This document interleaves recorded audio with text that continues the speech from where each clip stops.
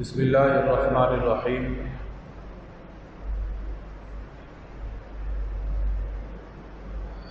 محترم سامعین گرامی قدر،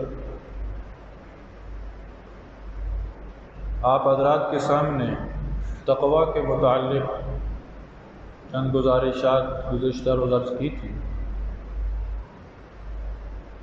اللہ رب العزت کلام پاک کے اندر ارشاد فرما رہے ہیں کہ یا ایھا الذین آمنوا اتقوا اللہ حق تقاتہ ولا تموتن الا وانتم مسلمون۔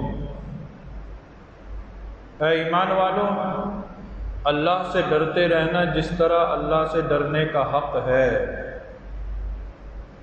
یہ بات بڑی غور طلب ہے کہ اللہ رب العزت مجھے اور آپ کو خطاب کر کے کہہ رہے ہیں، ہر کلمہ پڑھنے والے کو خطاب کر کے کہہ رہے ہیں کہ مجھ سے اس طرح ڈرنا جس طرح ڈرنے کا حق ہے۔ وَلَا تَمُوتُنَّ إِلَّا وَأَنْتُمْ مُسْلِمُونَ، اور مرنا تو صرف مسلمان ہی مرنا۔ تو اب ہم ذرا غور کریں، کیا اللہ سے جس طرح ڈرنے کا حق ہے وہ ہم حق ادا کر رہے ہیں؟ آج 10واں روزہ پہلا عشرہ گزر رہا ہے، اپنے اختتام کے قریب ہوتا چلا جا رہا ہے۔ روزے کا جو مقصد تھا کہ تم اپنے اندر تقویٰ پیدا کرو، اس سے پہلے زندگی کے اندر جو رمضان آئے وہ گزر گئے۔ یہ جو رمضان آیا بڑے مشکل حالات کے اندر، بڑے پریشان کن حالات کے اندر، نفسا نفسی کے دور میں رب تعالیٰ نے ہم پر کرم فرمایا کہ یہ رمضان اس نے ہمیں عطا کیا۔ تو کیا ان 10 روزوں کے اندر میں اور آپ ہم سب مل کر موازنہ کریں کہ کیا ہمارے اندر وہ ڈرنے کی کیفیت پیدا ہوئی جو پیدا ہونی چاہیے تھی؟ ہم اللہ سے اس طرح ڈر رہے ہیں جس طرح ڈرنے کا حق ہے۔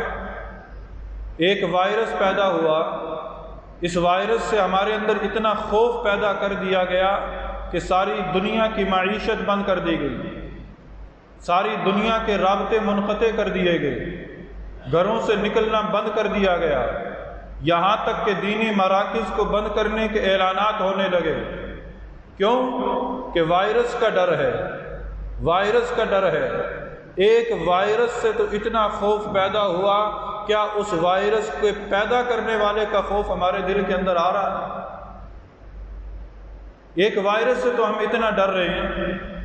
آج نوجوان کہاں ہیں؟ ٹھیک ہے، بزرگوں کو منع کیا، بچوں کو منع کیا، نوجوانوں کو تو چاہیے کہ مساجد کی آبادی کا خیال رکھیں۔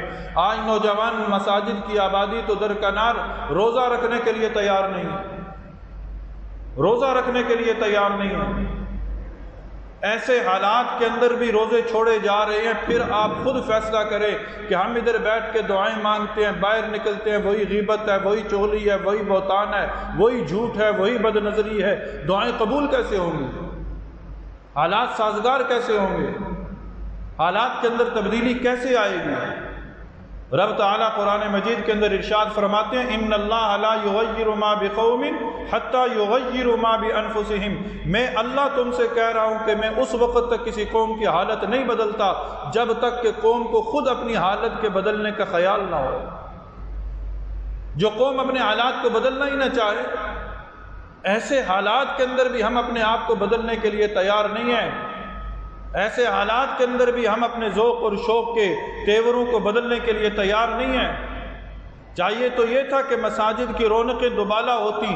ٹھیک ہے، بزرگ نہیں، بچے نہیں، نوجوانوں کو کیا تکلیف ہے کہ وہ مساجد کے اندر نہیں آ رہے، ساری رات چوک چوراہوں پر بیٹھے ہیں، سارا دن بازاروں کے اندر گھوم رہے ہیں، سارا دن آوارہ گردی کر رہے ہیں، لیکن جب مساجد کی صفوں کی باری آتی ہے وہ اللہ کے بندوں، اللہ کے فرشتے دیکھ رہے ہیں، اللہ ہمارا حالات دیکھ رہا ہے، اللہ دیکھ رہا ہے کہ یہ بندے، اللہ نے کیا کہا، الذی خلق الموت والحیات لیبلوکم ایکم احسن عملا، میں نے زندگی اور موت کو پیدا کیا تاکہ میں دیکھوں تو صحیح کہ تم میں سے اچھے اعمال کرتا کون ہے، اچھے اعمال کرتا کون ہے۔ رب تعالیٰ نے یہ ہمیں اس آزمائش کے موڑ پر جو لا کر کھڑا کیا ہے نا، یہ اللہ رب العزت نے حالات جو پیدا کیے ہیں نا، اس لیے کہ میں دیکھوں تو صحیح کہ نوجوان اپنے تیور بدلتا ہے کہ نہیں بدلتا۔ نوجوان نبی صلی اللہ علیہ وسلم کی سنتوں پر آتا ہے کہ نہیں آتا؟ رب کہہ رہا ہے کہ اس طرح مجھ سے ڈرو۔ آپ سوچ لیجئے گا، قرآن مجید کا ترجمہ پڑھ لیجئے گا، ویسے ہی گھروں کے اندر فارغ ہیں، 10 دن گزر گئے، آپ خود فیصلہ کریں، میں فیصلہ کروں، ہم نے کتنا قرآن ترجمے کے ساتھ پڑھا ہے؟ کیا کوئی ایک سورت، کوئی ایک رکوع، کوئی ایک آیت ہم نے قرآن گھر کے اندر کھول کر ترجمہ پڑھا؟ آج پڑھیے یا ایھا الذین آمنوا، چوتھا پارہ ہے، دوسرا رکوع یہاں سے شروع ہو رہا ہے۔ کیا اللہ ارشاد فرما رہا ہے کہ مجھ سے اس طرح ڈرو جس طرح مجھ سے ڈرنے کا حق ہے۔ اگر یہ کیفیت تمہاری اندر آ گئی تو پھر یاد رکھنا تم مرو گے تو مسلمان مرو گے، اگر نہیں اس کے برعکس دیکھ لیں، اگر تقوی کی کیفیت پیدا نہ ہوئی، اللہ کا خوف دل کے اندر نہ آیا، تو پھر موت کیسے آئے گی یہ آپ خود فیصلہ کر لیں۔ موت کیسے آئے گی آپ خود فیصلہ کر لیں، میں خود فیصلہ کر لوں کہ اگر میرے اندر یہ تقوی کی کیفیت پیدا نہ ہوئی تو میرا انجام کیا ہوگا۔ تو میرے دوستوں اور بزرگوں اور بھائیوں، میری آپ تمام احباب سے یہ التجا ہے کہ ہم ایسے حالات کے اندر کہ جس سے ہم گزر رہے ہیں، اکثر کہا جاتا تھا نا کہ ہماری کشتی بیچ منجھدار کے پھنسی ہوئی ہے، آج تو یہ کشتی ہچکولے کھا رہی ہے، آج یہ کشتی بالکل ہچکولے کھا رہی ہے، ڈوبنے کے قریب ہے۔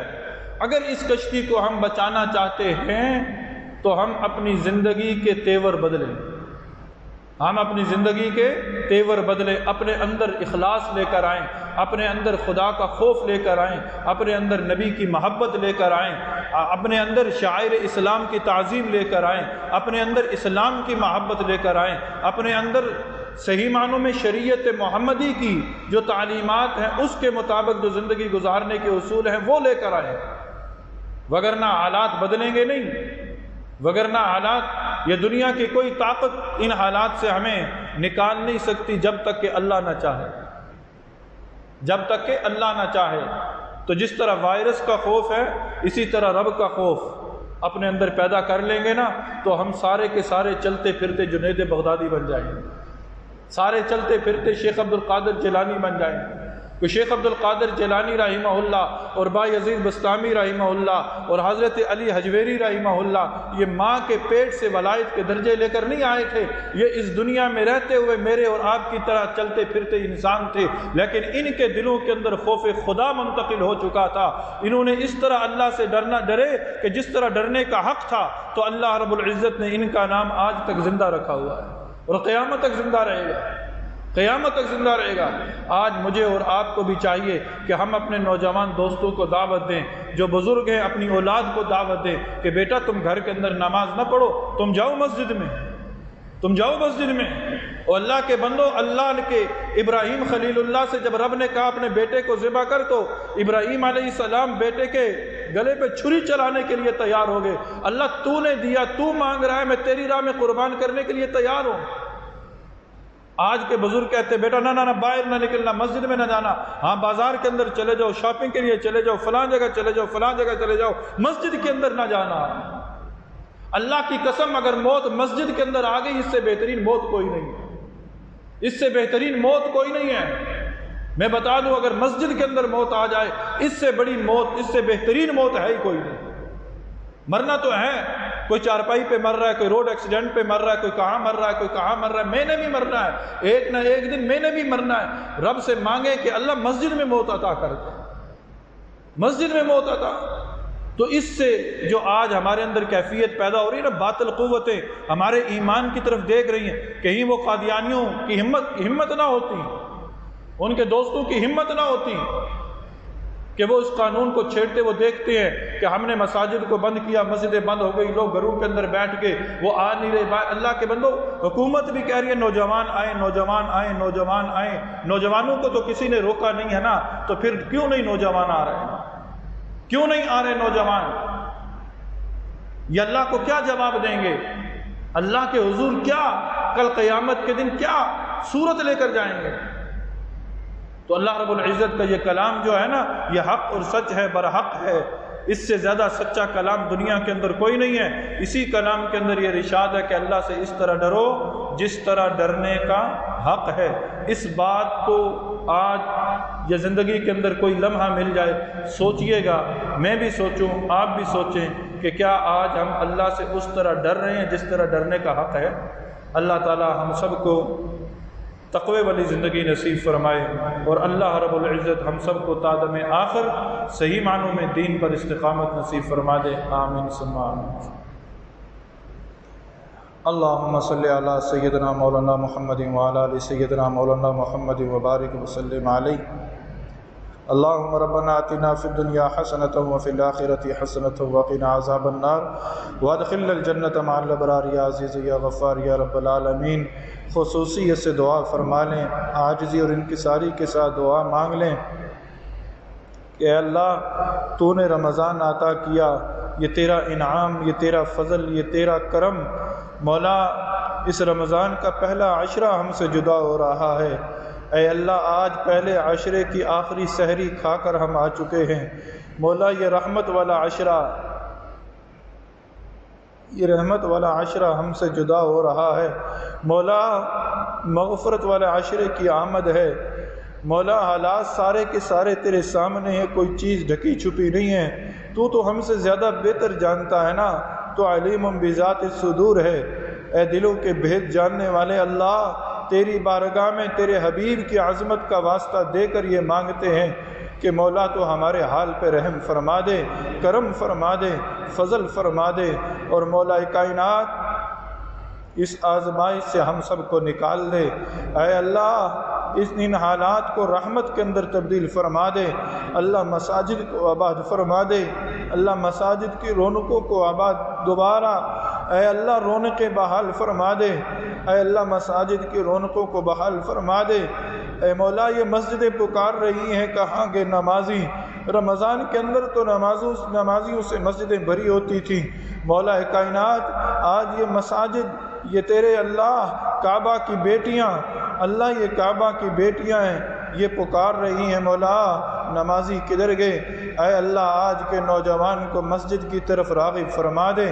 اے اللہ آج کے نوجوان جو گھروں میں بیٹھے ہیں انہیں مسجدوں میں آنے کی توفیق نصیب فرما دے۔ اللہ جو آ رہے ہیں اللہ تو ان کی حفاظت فرما۔ اللہ جو آ رہے ہیں تیری ذات پر یقین رکھتے ہوئے آ رہے ہیں، اللہ تیری ذات پر یقین رکھتے ہوئے آ رہے ہیں۔ اللہ جتنے بھی نمازی جن جن مساجد میں آ رہے ہیں اللہ تو سب کی حفاظت فرما، اللہ سب کی حفاظت فرما۔ اللہ یہ لوگ تیرے گھر کے آبادی کا خیال رکھ رہے ہیں تو ان کے گھروں کو آباد فرما، ان کے گھروں کی حفاظت فرما۔ اللہ ان کے رزق میں برکتیں عطا فرما، اللہ ان کی جان میں برکتیں عطا فرما۔